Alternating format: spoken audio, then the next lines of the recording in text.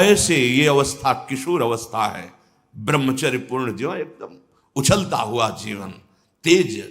कैसा भी कोई हो, किशोर अवस्था बड़ी सुंदर अवस्था होती है, प्रकाश आता है, क्योंकि उस समय तक गलत संबंध। आज तो किशोर अवस्था प्रारंभ होने से ही ये दुर्दशा, मोबाइल, कुसंग, ये सब बहुत नष्ट कर रहा है, इसे खिलवाड़ समझा जाता है।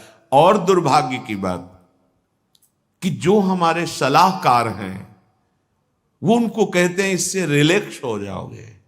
ओ अंग्रेजी का शब्द है वो, हाँ कौन सा, जो भी स्टेशन हो फ्रस्ट्रेशन, बोले उससे मुक्त हो जाओगे, होश में, होश में। ये उन महापुरुषों के वचन है जो ब्रह्माकार वृत्ति में स्थित है। जैसे किसी लकड़ी में घुन लग जाता है और वो खोखली हो जाती है, ऐसे ही शरीर जर्जर हो जाता है। बहुत बहुत सावधानी की जरूरत है। ये मतलब इस हस्त क्रिया के द्वारा आगे चल करके वो नितांत नपुंसकता को प्राप्त हो जाता है। नशों में ऐसा दौर्बल्य, ऐसी कमजोरी आ जाती है कि सहवास के लिए सोचा मात्र खत्म हो गया जी, सहवास की योग्यता खत्म हो जाती, गृहस्थ मार्ग में चलने लायक नहीं रहता, संतान उत्पन्न करने की सामर्थ्य नहीं रहती। बहुत सावधानी की जरूरत है, इसे खिलवाड़ मत समझो। किसी भी औषधि में, किसी भी डॉक्टर में कोई भी ऐसा उपाय नहीं है जो इसे छोड़ सके। आपकी स्वीकृति ही एकमात्र है, सत्संग ही एकमात्र है, भगवत चिंतन, भगवत कृपा ही एकमात्र उपाय है कि इस महान रोग से, और ये वायरल की तरह फैल रहा है, जैसे कोरोना वायरल नहीं था ऐसे फैल रहा है। छोटे छोटे बच्चे जो अभी जानते भी नहीं, वो इतने से संस्कार पड़ रहा है, अच्छा लग रहा है। अब वो जीवन भर, अगर अभी तो नहीं, अभी सुधर जाए, नहीं जीवन भर नहीं रोक सकता, नहीं रोक सकता। या तो सदगुरु कृपा हो जाए और बहुत शासन हो और वो स्वयं उस शासन को स्वीकार करे तो निकल सकता है, नहीं बड़े बड़े इस महामारी से नहीं निपट सकते। इसके लिए कोई इंजेक्शन नहीं तैयार हुआ अभी तक कि आप जाओ रोग खत्म। ये स्वयं स्वीकृति में बैठा हुआ महामारी है और ये वायरल की तरह फैल रहा है, नवीन पीढ़ी का सर्वनाश। और कुछ महानुभाव ऐसे हैं कि इसको बता रहे हैं तो नेचुरल है, ये स्वाभाविक है, प्राकृतिक चलता है, ये कोई, अरे तुम सर्वनाश को तुमसे प्राकृतिक बता, स्वाभाविक बता रहे हो? नहीं, बहुत सावधान। आप लोग दुर्भाग्य का निमंत्रण मत दें। ये दुर्भाग्य है, ऐसा दुर्भाग्य है कि आपकी दिनचर्या ही नहीं हो सकती। कभी भी व्यभिचारी की एक जैसी दिनचर्या बहुत काल तक नहीं हो सकती। 2-4 दिन प्रयास करेगा, गिर जाएगा। ब्रह्मचर्य कभी भी दिनचर्या में फर्क नहीं पड़ने देगा, चाहे जैसी स्थिति हो, चाहे जैसे शरीर नहीं उठ पा रहा तो उसका चिंतन भागवती को होने लगेगा।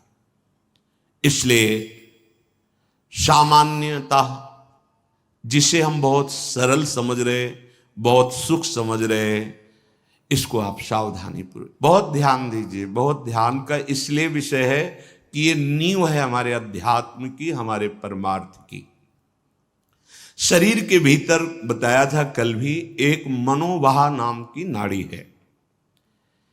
इस नाड़ी का कार्य है मथानी जैसे नहीं, दो दूध दही का मंथन करे तो मक्खन निकाल देती है, ये इतनी चिंतन से गर्म हो जाती है नाड़ी, तो वीर पूरे शरीर के रक्त के साथ है। उसी से आपकी हड्डियां मजबूत होती हैं, उसी से आपका शरीर बलिष्ठ होता है, उसी से आपके मन को पवित्र विचारों में चलने की सामर्थ्य मिलती है। ये जो कहते हैं ना कि हम नहीं चल पा रहे हैं, हम भजन नहीं कर पा रहे हैं, आप कमी को पहचानिए। शरीर के भीतर जो मनोवाह नाम की एक नाड़ी है, ये मंथन कार्य करती है।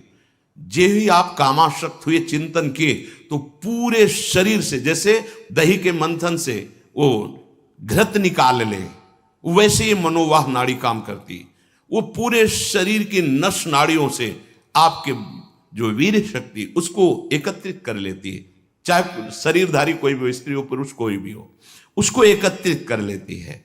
पूरी नस नाड़ियां कांप उठती हैं जब उसका आकर्षण, वो आप समझ नहीं पा रहे, वो आप समझेंगे ऐठन हो रही, आप ऐसे, वो पूरे नस नाड़ियों को निर्जीव कर रही, शक्तिहीन कर रही है। सिर से पैर तक हर अंग हिल जाता है। शरीर का मंथन करके वो एकत्रित करके बाहर कर देगी। अब क्रिया करो या ना करो। दौर्बल्य, प्रमेह, स्वप्न दोष, ये निश्चित उसके शरीर में प्रकट हो जाते हैं। शरीर के रक्त में एक सफेद और दूसरे लाल कीट होते हैं। सफेद कीटों में बाहरी आए हुए प्राकृतिक प्रहार, रोगों के प्रहार से लड़ने की सामर्थ्य होती है। जो हस्तक्रिया या अन्य अष्टमैथुनों के द्वारा वीर शक्ति का नाश करता है तो सफेद कीट ये नष्ट होने लगते हैं। अब जो लड़ने की सामर्थ्य थी प्रकृति से, गर्मी, सर्दी, बरसात, मान अपमान, निंदा, स्तुति और रोगों से, वो क्षीण हो गई। अब चिड़चिड़ा स्वभाव हो गया, एकदम निराश, हताश, उदास। अब क्या करें, शरीर नष्ट कर दें, वो डिप्रेशन में पहुंचने लगता है। समझो, अधिकतर हमारी दुर्दशा हो रही। ध्यान देकर सुनना। अगर वो शुभ कीट जो रोगनाशक सफेद हैं, वीर आप नष्ट नहीं करते तो इतने बलवान हो जाते हैं कि एक बार विष को भी वो पचा डालेंगे।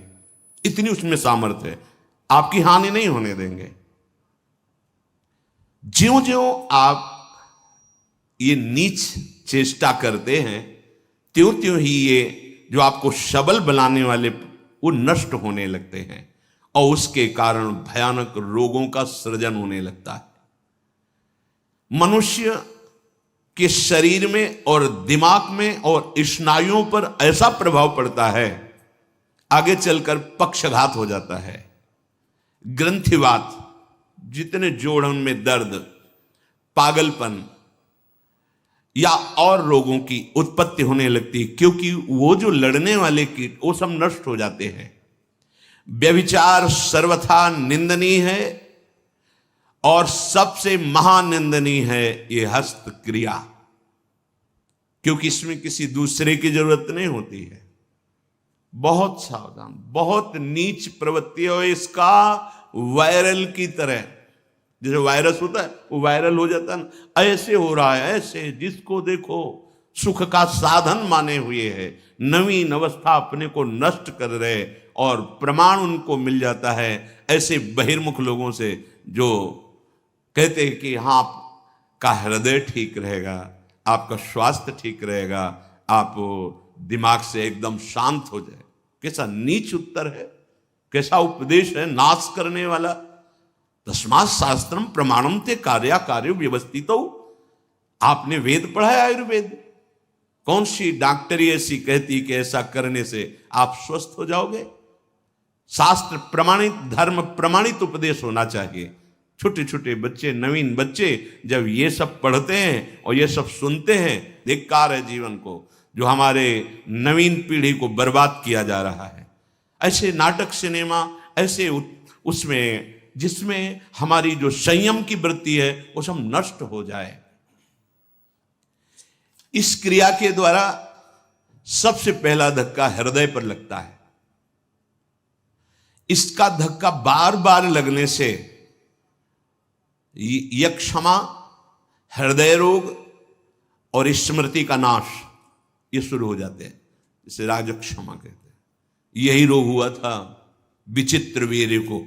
2 पत्नियों के संयोग में बावरे हो गए, समझ नहीं पाए सिद्धांत को। भयानक हृदय रोग, हृदय का कमजोर हो जाना, जरा सी बात में घबराहट पैदा होना, डर जाना, उत्साहहीन हो जाना, है क्या बात है, एकदम कोई बात नहीं, बेमतलब कल्पना में पर, ये आपके ब्रह्मचर्य नाश का लक्षण है। ऐसा अभागा मनुष्य जीता हुआ भी मृत्यु तुल्य है। मस्तिष्क में बिजली की तरह इसका प्रभाव पड़ता है ब्रह्मचर्य नाश का। वो एकदम क्षीण करता चला जाता है। याददाश्त नष्ट हो जाना, शरीर में एक अजीब सी पीड़ा होना, खाली खालीपन महसूस होना, सुबुद्धि का पूर्ण रूप से ह्रास हो जाना, प्रतिभा न रह जाना, तेज न रह जाना, उत्साह न रह जाना और पागल सा व्यवहार होना, यह शुरू हो जाता है ब्रह्मचर्य नाश से।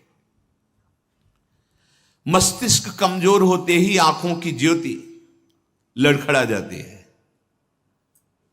ऐसे देखें, अवस्थागत बात अलग है।